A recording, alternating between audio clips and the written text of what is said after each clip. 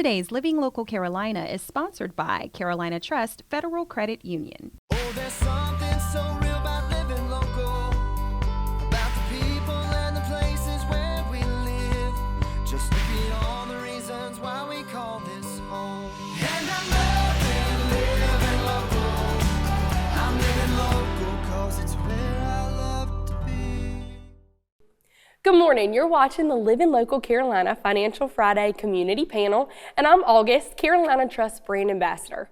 September is Suicide Awareness Month, so today we have some very special guests to give us some information about resources and different ways to raise awareness in our community. So today we are joined by Abbey Soucy, who is the walk chair of the Myrtle Beach Out of the Darkness Walk, and Danielle Lewis, who is the founder of R.E.A.C.H Empowerment. So ladies, thank you so much for being here with us today. Thanks for having us. And I know, your roles in our community play such a big part in kind of helping to raise awareness. And I feel like one of the biggest ways that, you can really help with suicide awareness and prevention is through kind of breaking that stigma and, kind of talking about it. So what are some of the different ways, I guess, that you all in your roles are able to raise awareness for suicide? For me, it's really getting out into the community and letting people know that there are those resources and that there's other people that are, doing these walks. There's local support groups. There's a lot that people are not aware of that are right there in their community. Right. And I agree. It's very important. I always live by live experiences will connect you with people very authentically. Yeah. Just having that you're not alone. I've been in this situation, and here's the resources that I can share to help you. It's important to just say, hey, are you thinking about suicide, and have that dialogue conversation. Yeah, I agree. And I think, like you mentioned, being able to live through experiences and hear other people's experiences, I feel like a lot of times when it comes to mental health or other things that may be stigmatized, you kind of tend to see a list of resources, that are kind of just like ink on paper, and not really feel that connectedness or making it comfortable for people. So I know we talked about, vaguely some of the resources. What are some of the different resources that you ladies know of in our community that people who are having thoughts of suicide or, struggling with a mental illness can use? For us, with the American Foundation for Suicide Prevention, it's really, the local walks, reaching out to the AFSP. Their website has a lot, again, of things you can reach out to on there, but there are numbers on there that you can reach out to that will automatically put you in touch with someone, like the 988 number, or someone there that can help you find someone in your local community to call and make an appointment with. And then there's the walks, which you'll meet tons of people. There'll be resource tables and stuff like that. And also, you have those local Waccamaw Mental Health, Little River Medical. Yeah. My organization actually kind of helps connect people who don't have an outlet with different counselors and different resources that way as well. Yeah, wonderful. And Abby, I know, like we were mentioning with some of the walks, you are the walk chairperson for the Myrtle Beach Out of the Darkness Walk. So will you tell us a little bit about what that walk is, how it got started, and the American Foundation for Suicide Prevention? So the walk in Myrtle Beach, or I guess all out of the Darkness walks, were started in early 2000. The Myrtle Beach walk was brought on not long after. They do them once a year. They're different than the big walks that they do all over the United States. Okay. Once a year. There's an overnight walk that they do. These are smaller. They're like a mile, more community-based. Yeah. There's resource tables. There's a lot of fundraising, local companies that become sponsors, teams you can make with your family or your employer, stuff like that. Yeah, that's wonderful.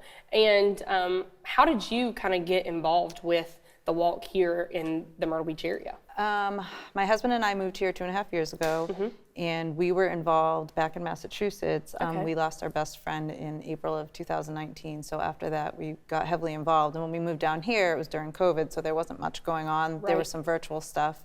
And last year we got involved with volunteering, and this year I'm chairing the walk. Well, that is absolutely wonderful, and I cannot wait to hear more about the walk and other resources when we come back from the break.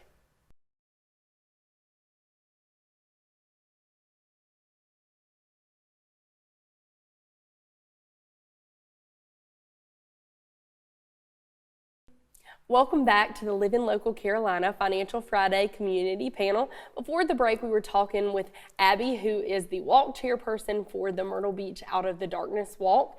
Abby, can you tell the people at home that are interested maybe in learning more about the walk or actually being involved how they can go about doing that? Sure. The walk is October 22nd. It's at Broadway at the beach. It starts at 11 a.m. Right now we have, I'd say, 160 walkers. Wonderful. I think 80 teams. Yeah. We've raised close to $20,000. Our goal is $60,000, and that's a makeup of sponsors, fundraising, and merchandise sales.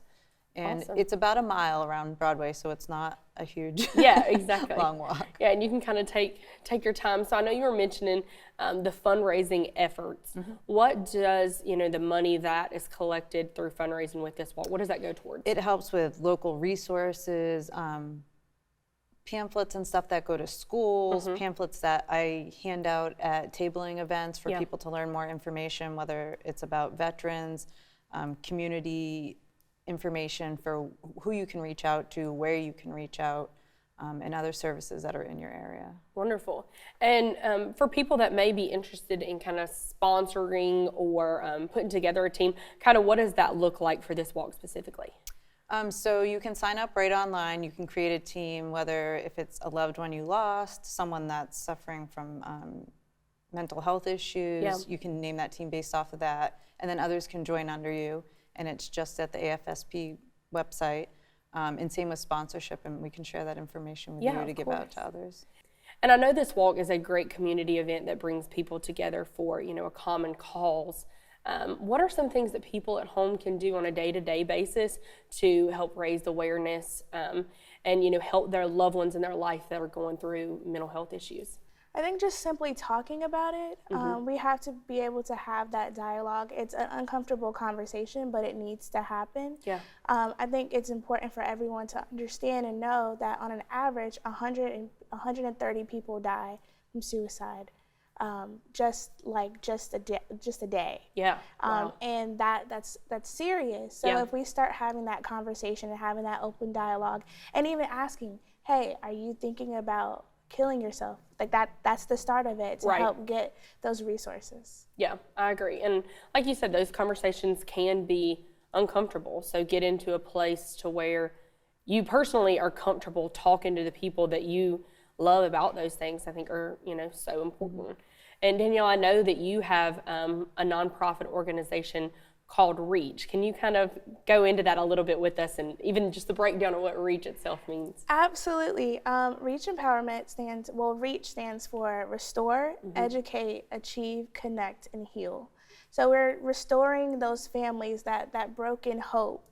We're restoring that back. We're educating the community, educating families, educating individuals about the resources that are available. Yeah. We're helping you if you're having goals, achieving those goals. Yeah. We're connecting you to the right places, the right individuals, the right counselors, and then you're ultimately starting that healing process. Yeah, that's wonderful. And what kind of made you decide that we had a need in this community for a nonprofit organization like this? Oh, absolutely. On a personal note, I actually struggled with mental health issues, having anxiety, depression, and not recently, but in the past I have attempts of suicide. Yeah.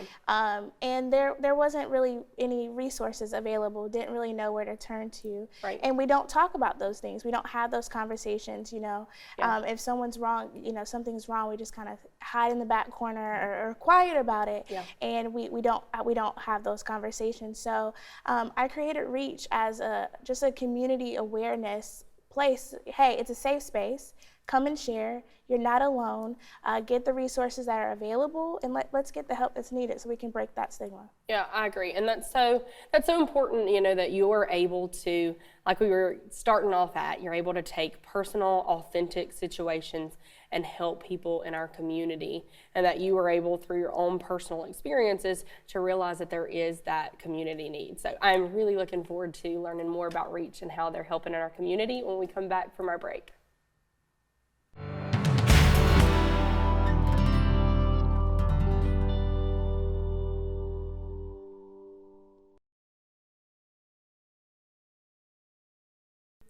Welcome back to the Live in Local Carolina Financial Friday Community Panel.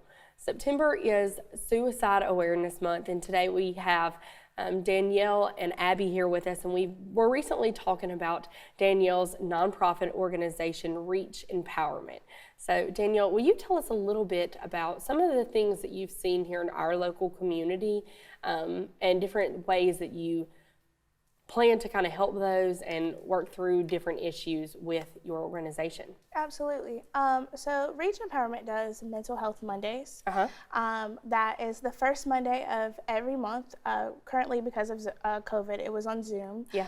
We're hoping in the year, to the beginning of the year, to kind of go back into in person. Yeah. And that's just simply having a safe space for people to share, to check in. It means a lot when you're asked, how are you doing? Yeah. And it just kind of goes from there. We have counselors online that, people are able to ask questions. Yeah. If they need more information, they can certainly get that. But it's just really just a safe space for people just to come and share and feel like they're just not alone. Yeah. We also every year for May, which is Mental Health Month, we have a big awareness and education event where our resources that we've partnered with, such as Walk On Mental Health and Little River Medical and some counselors that we have, just come out and have those table talks and ask those questions, and people are able to get the resources that they need and kind of go from there. Yeah, that's wonderful. And, depending on where people are in our community, they may not be able to see some of the major needs and, the battle with mental health that you all see in your roles. What are some of the different things in our community that you all see that you would like to see change when it comes to mental health, over the next couple of years? I think getting into schools would be a lot bigger. I'm doing something Thursday with someone else that's part of the AFSP. I'm going to a local high school and speaking. But just getting into school so kids know at a young age that they can reach out and not to be afraid, and that there are other people out there that can help them. Yeah, for sure. We Carolina Trust does an I'm a Buddy, Not a Bully project where we talk about, bullying and the effect that can have on mental health in general. So being able to give them resources at a young age is super important. What about you, Danielle? I would have to agree with Abby. Getting into the schools and having that conversation, those tough conversations. Suicide is the second leading cause of death between ages 10 to 34. Wow. So if we could kind of have that conversation early and provide those resources early, and then educate our parents as well. Yeah.